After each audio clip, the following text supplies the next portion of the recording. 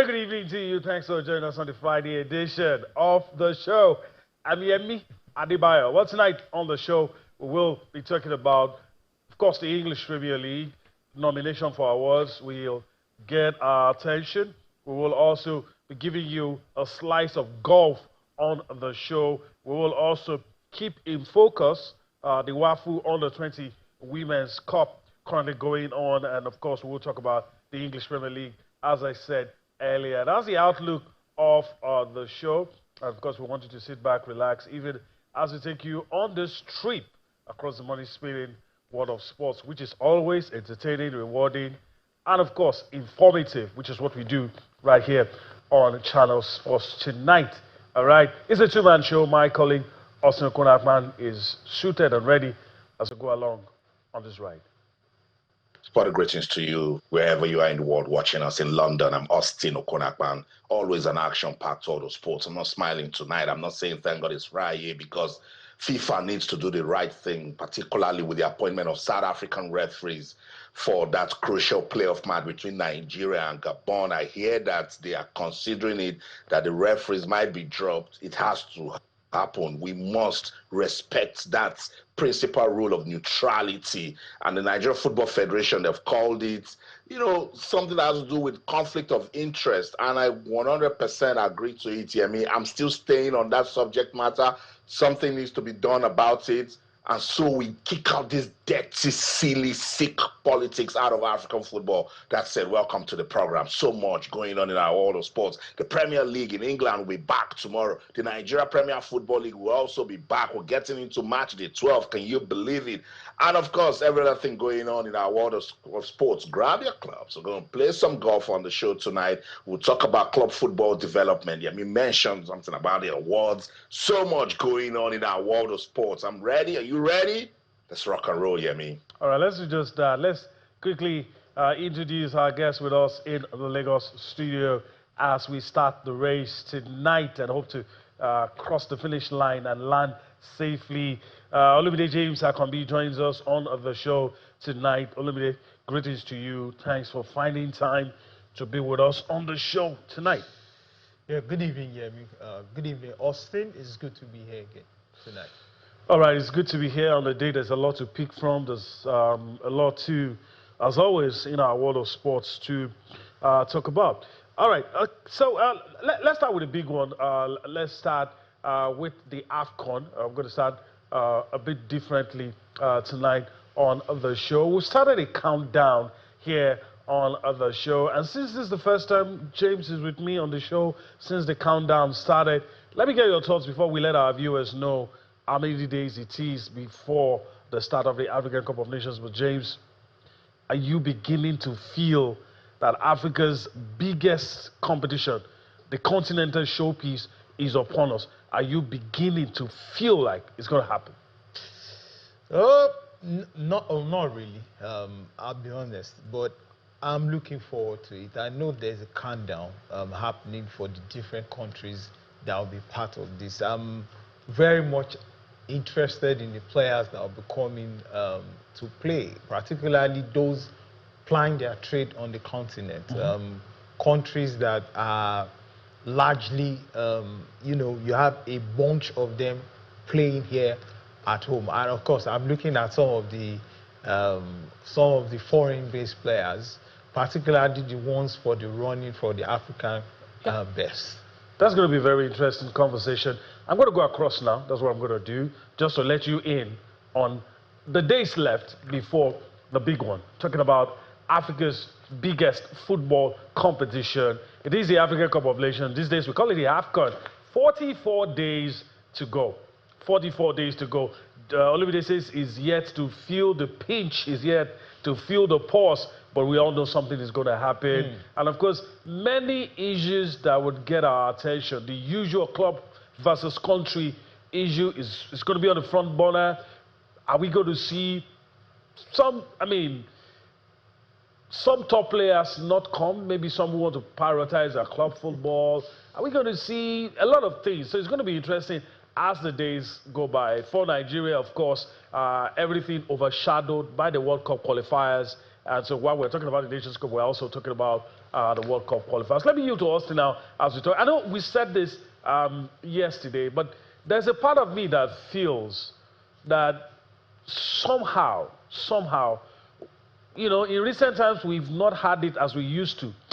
But I have a feeling that this AFCON starting in December, we're going to see a lot of tussle, a lot of tension, the clubs and the countries. But before I get Austin into it, let's talk about our group of focus tonight. Our group of focus tonight is Group B. In Group B, where we have Angola, Egypt, South Africa, and Zimbabwe. Of course, South Africa and Zimbabwe, the locked-ons in the World Cup qualifiers, and they're back again at it in the Nations Cup. Let's quickly see the dates for the matches, the match days for Group B. Interesting fixtures where you see South Africa. There you have it. Egypt take on Zimbabwe, South Africa take on Angola. Of course, that's December 22, the first set of games in that group. That's Group B on day 1. On day 2, match day 2, you're going to see some interesting fixtures that will be played, I think, around December 26th, thereabout, where you see interesting matches. There you have it. Angola taking on Egypt, South Africa taking on Zimbabwe. Those are matches that will be played. And of course, on December 29th, you have Angola taking on Egypt, South Africa taking on Zimbabwe. Although the dates, I'm a little mixed up with the dates, but we'll try to sort that out. The 3 match days in that group, in Group B, we're going to see interesting. So, also, let me come to you. Interesting team for discussion. I don't know why I'm bringing this up, but I have a feeling some of the top stars have started slowly, Some might want to consolidate on club football. We've not seen it in recent times. I don't know why I'm feeling it's going to happen this time. Your thoughts? It's always happening. It happened at the last AFCON. I won't be surprised if we see it again. Sometimes players can be funny if they're not having this sort of season that they expect, and they feel, oh, by the time I leave, go to play the AFCON, and my country goes all the way, and maybe I'm away for 1 month. If I'm coming back, I might lose my shirt, So they will come up with a lot of things. Players can also feign injuries. Players can also come out with a lot of, I don't want to talk down on anyone, but I call it tantrums, just so something can come up between club versus country, And whenever we have this club versus country row, who is in the middle of the row? It's the players, But I like that's why, look, every time I talk about African football, I like the conversations that we're having. The numbers are improving. Revenue seems to be coming in. They're commercializing African football so well. The business environment is booming. And that's why I give Mosepe his flowers. But on the other hand, I'm letting him know that you can't... Also, let me just quickly butt in. There was a mild drama that played out before the last Nations Cup, while 1 or 2 key players were asked whether or not they were going to go to AFCON. And some international stars had to wade in because they felt, especially some of them of African descent, because they felt there was a disrespect for the AFCON. Do you think that notion still exists in Europe, with regards to Africa's biggest tournament? It does, Yemi. And that's why we keep saying we must build our league system in Africa. Because just imagine, South Africa will never suffer this. Egypt won't suffer it. Algeria will not suffer it. Morocco won't, because they've got bulk of their team, coming out of their league system. Yemi, he who pays the piper dictates the tune.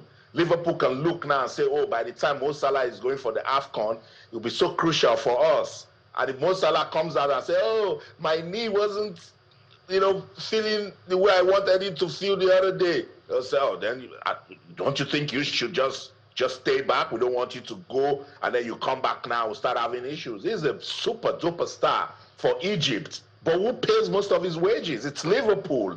Who is his brand value is tied around Liverpool. Let's be sincere. And that's why we keep saying that until we build our league system in Africa to a point where our European counterparts will not just look at it and be like, oh, we own this player 100%, because anything that goes wrong, look at Brazilians. Brazilians might give you the best of their youth, go abroad, but when they get to 30, mid-30s, where do they return to? They go back home, because they have good league system in place. That said, Yemi, get ready. I'm already hearing some talks, particularly with Burmo and Manchester United. It will definitely come up, It all depends on the state of the team at the time that the AFCON is coming up. And as I said, players can be funny. Take Ola, for instance. He's been injured going to play at that cattle ranch in Bloemfontein, South Africa versus Nigeria. They've changed 2 coaches now, and Ola has not played. You see how difficult it is? So imagine if his club career is in a very difficult place now, and he's coming back and he has lost his shirt, and he has to start all over again. And if he wants to go to another club, they are judging him with 3 months ago football. So it's a very tricky situation, international breaks, and clubs are very, if you know the amount of letters they send. I have a friend who is a football agent, said sometimes when they're going to play in Africa, he gets about 5 different letters. Oh, this is the state of this player. Oh, before he left, he did this. Oh, when he came back from his country, we assessed him. This happened, that happened. I think at the end of the day, we must understand that players must be patriotic to the motherland, and Olumide, I said what I said, that players need to let their clubs know that, yes, I play for you, you pay my wages, but my country is my country. Yeah, spot on. My country is my country. But I also think that sometimes I look at it differently. The way you value your thing, that's the way people carry it. Okay. I feel that if you look at African football, particularly our league system, like it's been referenced here a few seconds ago, is not something that is concrete, that a lot of people want to identify with. Let's come home to Nigeria. You look at our league system. You look at, for example, Remo Stars now. What is happening to them is down to the fact that all the best players left after last season. Now, when you keep doing things like that, if I'm a club owner in Europe and you've been signed to play for me, and then you're going back to that place, you came from that place for a reason. Maybe the football is not exactly where it should be, or maybe you don't like the welfare package. That's why you are here. So when I have to let go of, because I'm hearing stories. So you're saying the disrespect is justified? I don't think it's a disrespect. It's just the way things are presented to the rest of the world. So if a journalist is asking the top player, why do you want to go to the AFCON, or questioning why we're even playing the AFCON when the European season is going on, that you don't consider that to be disrespect to Africa? I won't put it that way. So how about also draw the calendar in a way that it doesn't clash with these things? They've tried to do that a few occasions. Align the calendar with the rest of the world. Okay, for instance, nobody planned that COVID was going to happen. COVID has altered a lot of things. We're still trying to recover. A lot of dates were changed. A lot of things were changed. The last time, the World Cup before this one we're going to see in 2026, they didn't play at the normal time.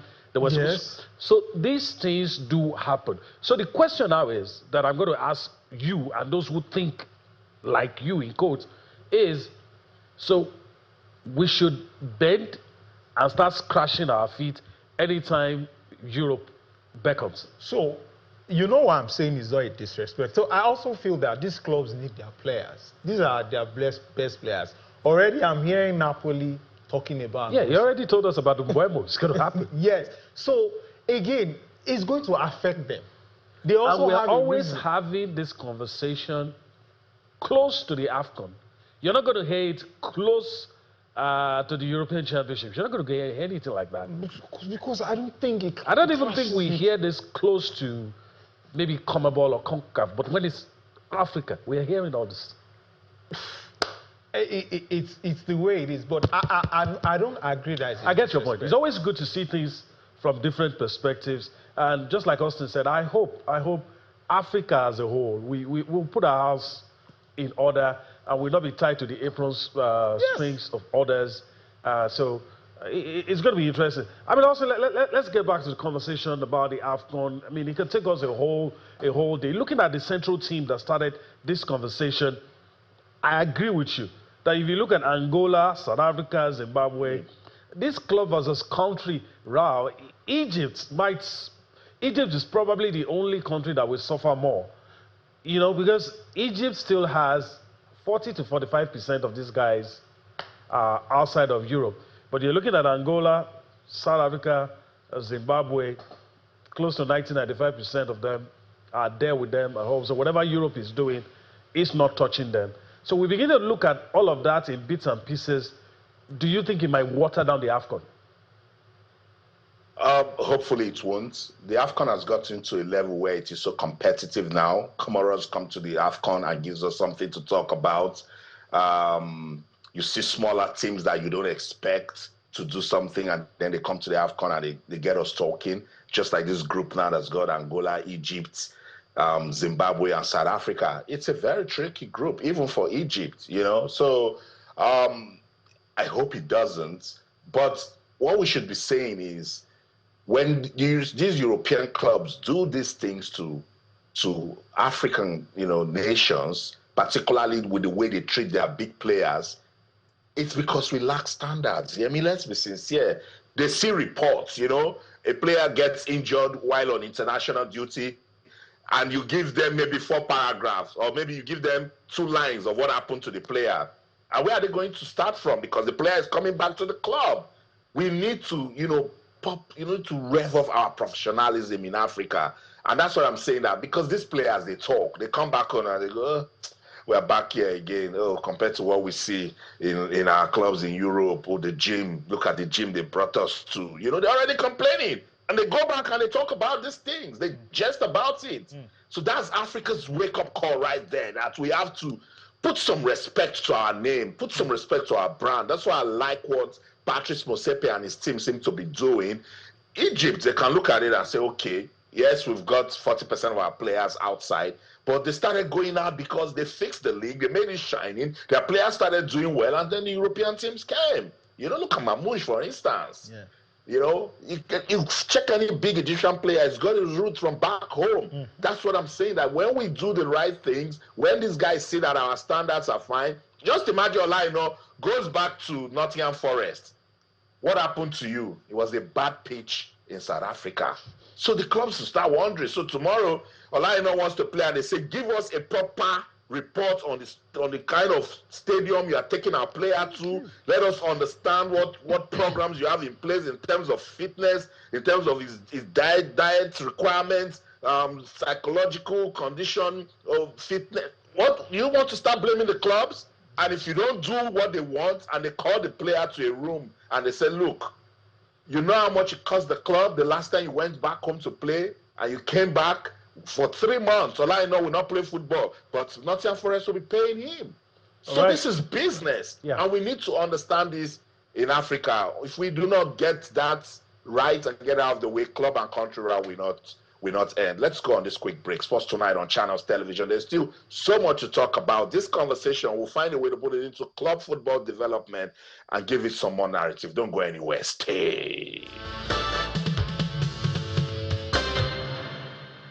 Welcome back, Sports Tonight on your award-winning sports-loving Channels Television. We're counting down to the next AFCON, and we've told you the group B, and we're trying to tie it around what Africa must do to gain some level of respect when talking about, releasing players to come for the AFCON, because the disrespect is getting too much. And before we went on that break, I said one way we can start is develop the league system. Club football development is very, very important. And that's the next conversation we're going to have on the show tonight. Let me hand you over to Yemi in Lagos. Yemi. All right, that's the next conversation we're going to have. This is going to be a robust conversation, luckily for us tonight on the show. We have a big wig. One of the club administrators will be bringing him on shortly.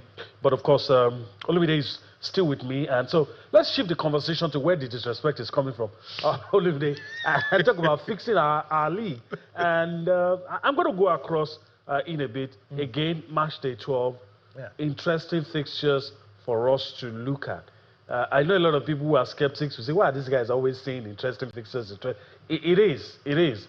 We just need to get our ducks in a row. Let me just quickly go across. And Olumide will give me his thoughts. Week 12, Casino United up against Barra FC, Naswa United take on Kwara United. Wiki Torres take on Niger Tornadoes. Abia Warriors take on Ayimba. Warrior Wolves will take on Ikorodu City. All of these matches, week 12 fixtures. Let's see the other ones. Rangers will take on Shooting Stars. Steelers will take on Bayelsa United. Kun Khalifa will take on Rivers. Remo Stars will take on El Kalemi. Warriors, okay. And of course, Plateau United will be played. Plateau United, El Kanemi. So I think there's a little mix up on our part, but we'll sort this out. James, quickly, which one of these fixtures gets you talking? Shooting Stars Rangers. Okay. For me, yes. Shooting in their last 2 games, they have dropped 5 points. And if you look at Rangers, Rangers seem to also not really, they are really not consistent these days. So it seems like I think they are the 2 biggest teams going into this match day 12. So it's down to, I've seen Shooting their travels, they are not good travelers, but Rangers are also inconsistent. So can Shooting make up for the 5 points drop? Because they look like they're in a good place right now. If they get a result here, they can force their way into that top 4 position. So that's one game. And also, of course, I want to see if Nasarawa can, stay where they are at the top right now. Can Kwara do something devastating to them? I think these are my 2 games going into this match day. Any likely surprise results, like an away win, like a thumping, a drubbing? I think that would be Ikorodu City. They've been very, very difficult on the road for most teams. They hardly concede on the road. They've lost 1 game on the road, yes, but apart from that 1 loss on the road, the rest they've really put up a good shift. So I think they can give Warrior Wolves a fight. So I think that would be my maybe away victory for this match day. Okay. All right, let me allow Austin chip in with his own 2 cents. Of course, we're going to have that conversation very soon, but before we get into that, I mean, match day 12, your thoughts? Match day 12, match day 11 really got me talking, particularly because of what Abia Warriors did. They went to the Bako Kontagora Stadium in Mina to stun Niger Tornadoes, and that shot them to the top of the table. That was a big, big win for Coach Imama's team. And when they do this, I chant the Warriors for them. I think they can also get us talking again. This the Oriental Derby, Abia Warriors versus Ayimba. That's really big. Ayimba, here and there, but hey, it's still early days. But they can actually make a statement with this one. It's going to be tough in Umuahia, but they need to show why they are the boss of that region. The People's Elephant need to come and see if they can survive, the spears and arrows of the Warriors. So that game would definitely get us talking. Away wins. Warrior Wolves hasn't been really all that at home, but they go away and they really fight. So Ikorodu City can fancy their chances in that game to see if they can really get us talking with an away win. I also think Kwara United, they're in pretty good form at the moment. I think back-to-back wins in their last 2 matches. So going away to Nasarawa United started so well, but with that defeat at Rivers United, pressure is on them now to bounce back, and when you try to do these things, you might just blink and then you start asking questions. We're looking for a away win. I'm not beefing Nasarawa United. So let's see what Kwara United can do with that one. Rangers Shooting Stars.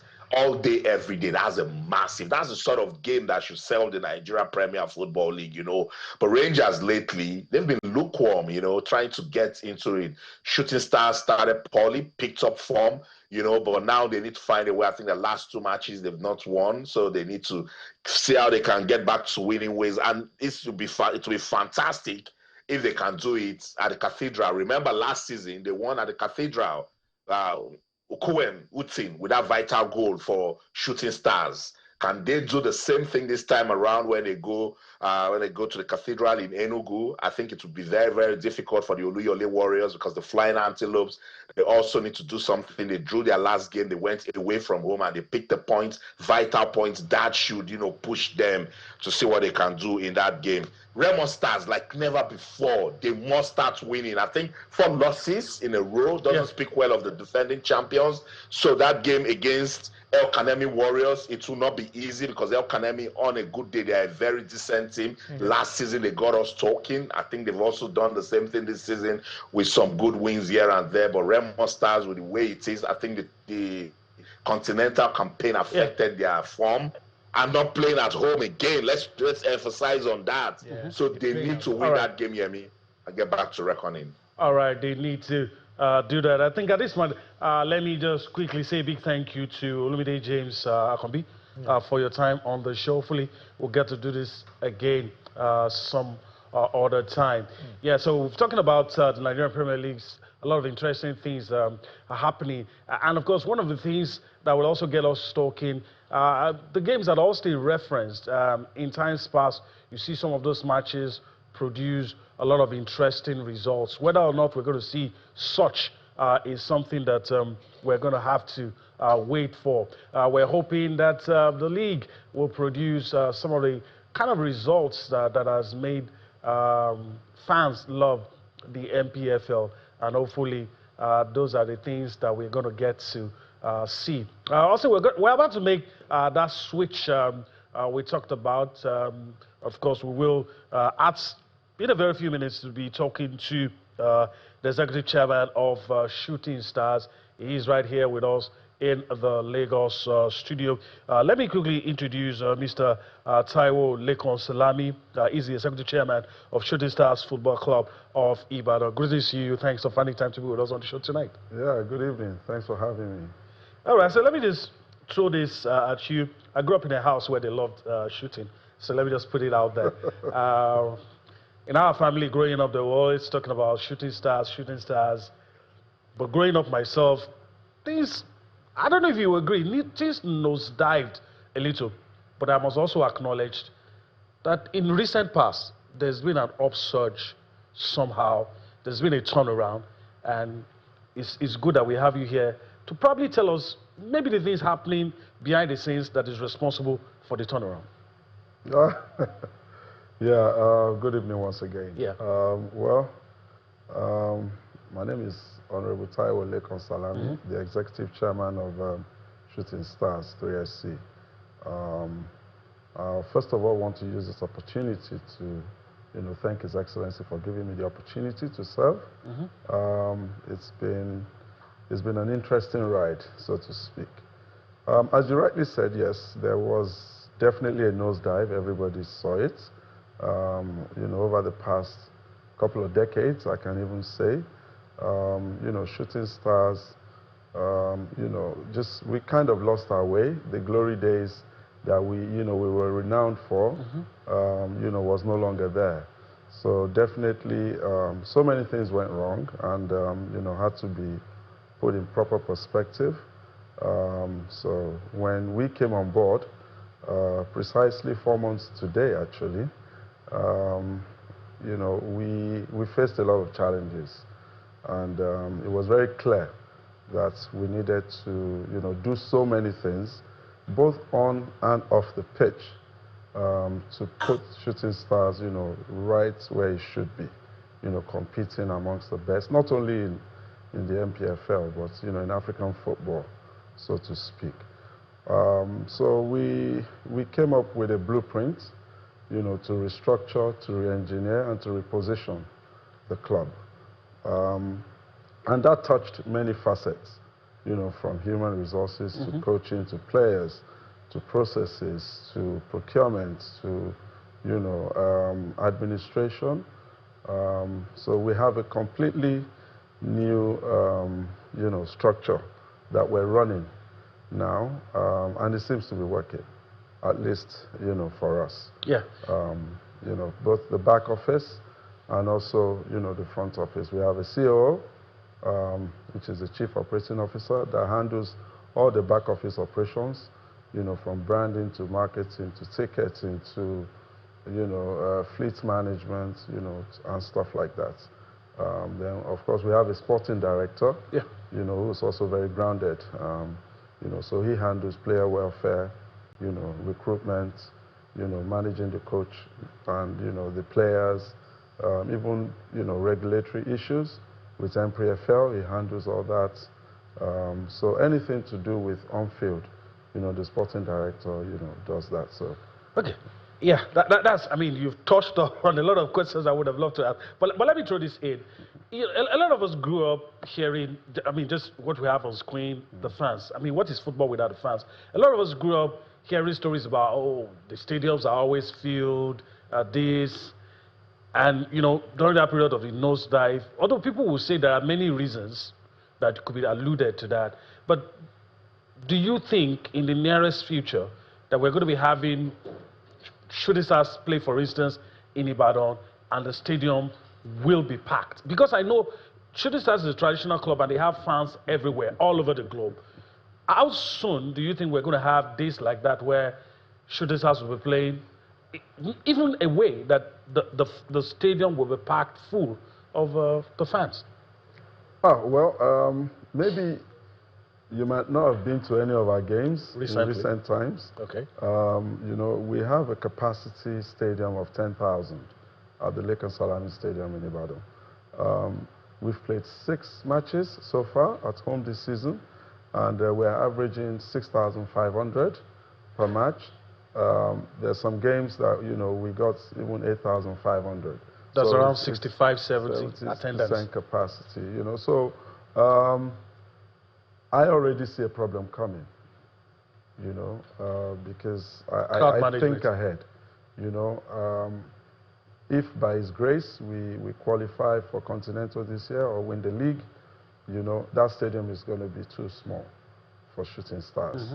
You know, I can see a situation where 30, 40,000, you know, persons will want to come and watch here.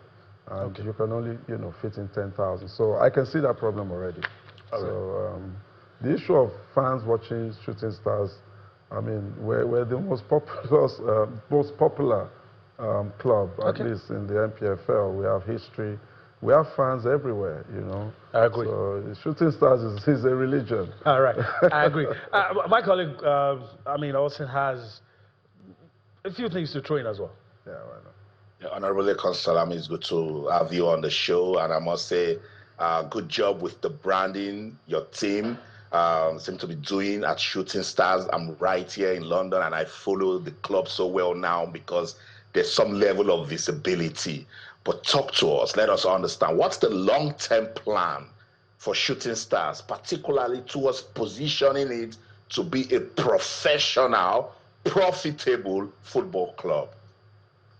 You know, we have both short, medium, and long-term goals for this club. When you talk of long-term plans, you know, we have an aggressive plan, which is featured in our blueprint, to develop the youth academy. That is something that we're passionate about, because really and truly, you know, the future of football are the youths. You know, that is where you can do a lot of talent exchange, you know, player sales, you know, with foreign clubs. Long-term plan also includes maybe partnering and collaborating with clubs abroad, you know, to be able to sign, you know, academy partnerships with them. Our long-term plan includes building a permanent site, you know, for Shooting Stars, you know, just the way you have, you know, for clubs abroad, where you have, you know, hostels, you'll have a gym, you'll have, you know, swimming facility, you know, training pitches, you know, canteen, and, you know, everything, clinic that the players, you know, need to be able to perform. So those are parts of the long-term plans, you know, that we have.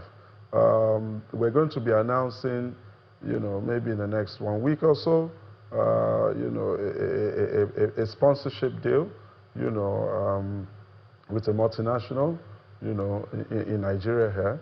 You know, we've had visits this week. Even this week, we had visits from, you know, personnel from Club Brugge in Belgium. You know, we had people from blockchain, you know. So everybody, you know, is taking interest in shooting stars now. And that can only be a good thing. And I believe what we're doing in the media space, in terms of really amplifying, our vision, is what is encouraging so many people to start looking inwards and say that, look, something good seems to be happening here, so it's better we jump on the bandwagon now, and roll with this club. So our long-term plans are aggressive, and they're very intentional. Besides the youth team, maybe in years to come, Shooting Stars could possibly have, a female football team as well that will be performing in the, female football league. All right. So there's so many things that we have in stock. Yeah. All right. I guess that's a good place to leave it tonight on the show. We really wish you had time, but of course, time not always your friend when you are having fun. Of course, Honorable Taiwo Lekon Salami, I want to thank you for your time on the show today, and hopefully we get to do this some other time. Thank you so much. All right. All right. So let's quickly talk about something that's very, very interesting. Let's give you a slice of golf on the show tonight. 150 golfers from within and outside the country will compete at the 50th Ikoyi Ladies Open tournament, holding from November the 12th to 14th at a golf course in Ikoyi Club 1938 in Lagos. Of course, a press conference was held to herald the tournament, and here's a report put together on what to expect in the competition.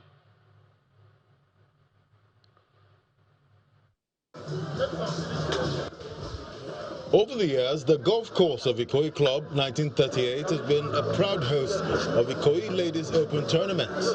This year, it will again be the proud host of the Golden Jubilee edition of the prestigious Ladies Open golf event. As the golfers brace up for the competition, which tees off on November the 12th, the hosts bring together the media, partners, golfers as they unveil what's in stock in this historic edition. The picture is a legacy event. The picture is an R&A, a registered international, well, in this case, an amateur golf ranking event. And what that means is that you have people worldwide who can attend your event and be ranked globally. And that is what makes this event, amongst other events in different golf sections, to be a salient and important event for any lady who wants to attend an open. The chairman of Ikoyi Club 1938, Akiwumi Akintola, is proud of the ladies' golf section of the club for sustaining the amateur golf event for 5 decades. The Ladies Open is not just a sporting event. It represents friendship, discipline, and the enduring spirit of competition that defines our club. Through the years, it has provided a platform for women golfers to showcase their talent, foster camaraderie, and strengthen the bonds that unite members of the golfing community. The success is achieved at the Ikoyi Ladies Open as endeared partners to the Golden Jubilee edition. It's something that aligns with our values. We really our values include care, integrity, and diversity. So we're very proud to be associated with the 50th Ikoyi Ladies Open tournament, and we will continue to do so. With the media briefing done and dusted, the stage is set for another stiff competition. One winner from golfers across 11 nations will go home with Golden Jubilee Trophy. All right, so we'll see what happens with that one. Of course, the organizers are saying that there's a lot of interest from Europe and across the world in that tournament, and of course, it underlines the prestige of the tournament as a premier tournament on the African golf circuit. All right, let's move on now, and let me go join Austin in the UK without leaving the studio. Let's talk about the English Premier League. That's our next spot of call, and of course, let's talk about matches. I'm going to go across very soon, but Austin, quick one from the top of your head. Who's the next manager likely to lose his job? Any candidate? I think Ruben Amorim isn't safe. I was having that conversation with some persons that are, internal right there. But I hear a lot of United fans saying they're out of the corner, they're out of the woods. But that's the thing about sacking coaches, Yemi. When you're doing poorly, just maintain it. The moment you raise hopes and then you drop it again, then you've looked for trouble. That's the problem is. Exactly. That is what Ruben Amorim seems to be doing now, because now he's letting everyone, I'm taking you out of the wilderness, and then suddenly, it just comes crashing again. But let's see. I think Thomas Frank,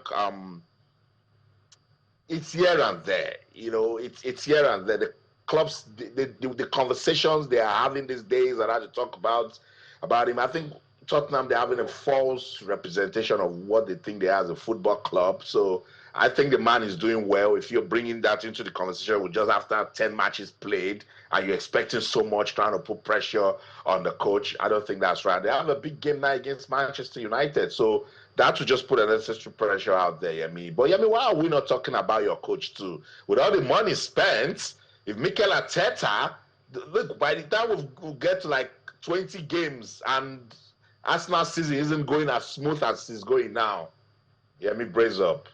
Yeah, I agree. All right, but let me just go across now, because that's probably what we'll have time for, to talk about the English Premier League. As you can see on your screen, Austin already referenced what I think is the biggest game for the weekend. Tottenham will take on Manchester United. Similar situation for both clubs, in my opinion. Everton will take on Fulham, West Ham will take on Burnley, Sunderland will take on Arsenal, a return.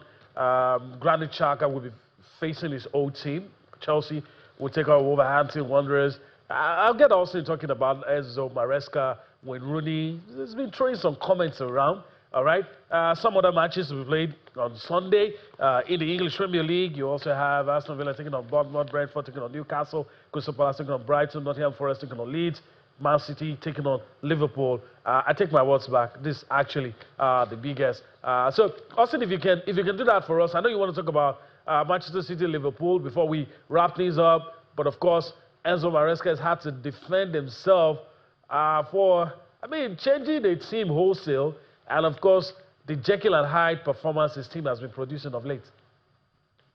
With coaching, it can be so funny these days. And I just let coaches do their thing. So when it works well, let them take their glory. When it doesn't, let them also face the music, But what I do not like is when a coach is doing so well, everybody's talking about him, and then something just goes wrong just one time, and everybody just starts making it look like, no, this coach isn't the coach for it. That's why when people were coming for Pep Guardiola, I had to remind them what he has been through as a coach, what he did for Manchester City. I just put some respect. Same thing with Arne Slot, Yemi. When Arne Slot came to Liverpool, did we not expect him to struggle because we thought that Jurgen Klopp left a big, work for him to do? But the man came, boom, boom, boom, boom, boom, he won the league. And everyone started thinking that everything is fine. Now the guy is struggling, and people are there thinking like he's a bad coach. No, so I think we should just let coaches be. When it works for them, fine. But against Manchester City, that's a big one. Super Sunday. I think both teams, they are in fine shape to give us beautiful football. It's difficult to call it, but let's wait and see. Unfortunately, we cannot take those comments from Mikel Arteta and Ruben Amorim because we are out of time. But definitely, we'll let the games, go down this weekend, and Yemi will come back next week to talk about it. That's the right thing to do. That's it on the show tonight. In London, I'm Austin Okonakpan. And in everything you do, remember, let's keep talking sports. Bye for now. It's a wrap here in Lagos. I want to thank you for allowing us into your homes without knocking. It's the last edition for the week. We hope you enjoyed everything we've been bringing to you all week. Enjoy the rest of your day. You see us again next week. I'm Yemi Adebayo. Bye-bye now.